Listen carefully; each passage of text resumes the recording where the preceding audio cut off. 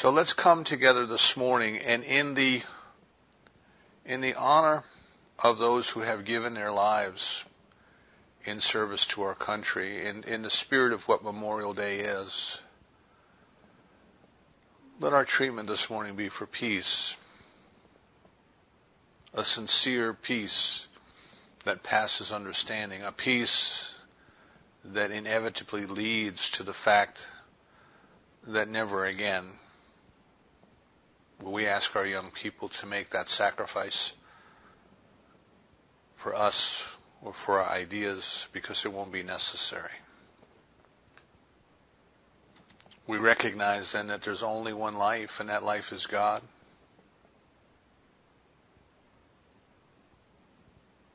That life is perfect. It is divine. It is whole. It is complete. The philosophers of many different times and many different places and many different worldviews have contemplated what this thing might be. And while it is called by different names, it is typically represented as a unity,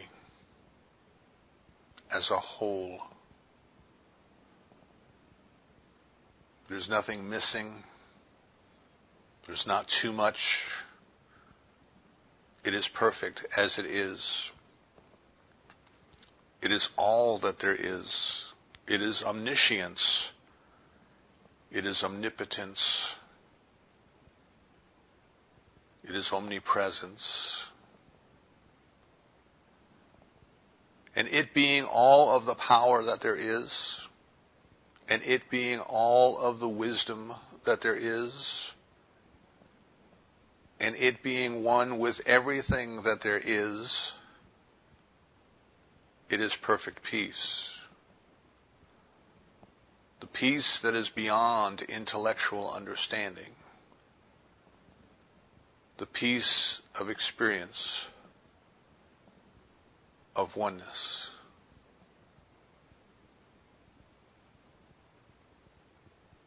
As we might consider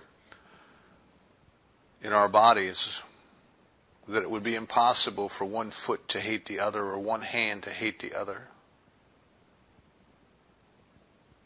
It is impossible within the unity that the divine is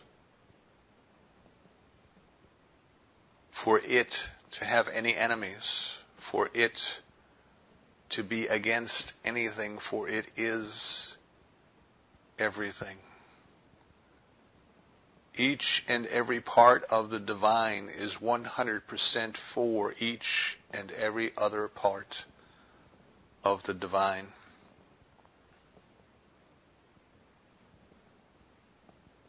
There is no war in the mind of God. There is no struggle. There is no greed. There is love, the experience of oneness. There is peace, the experience of unity and harmony. And we recognize that each and every person, each and every government, each and every political party, each and every ideology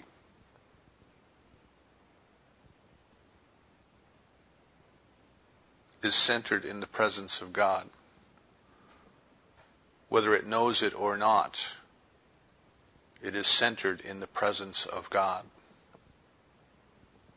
What that means then is that the perfect peace, the peace that passes understanding, the perfect poise, the combination of power and wisdom,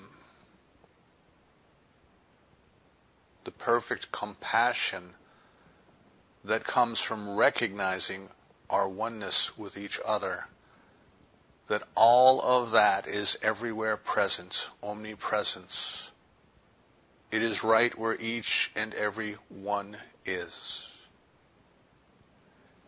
And we recognize today that each and every person that each and every ideology, that each and every government is awakening to this presence.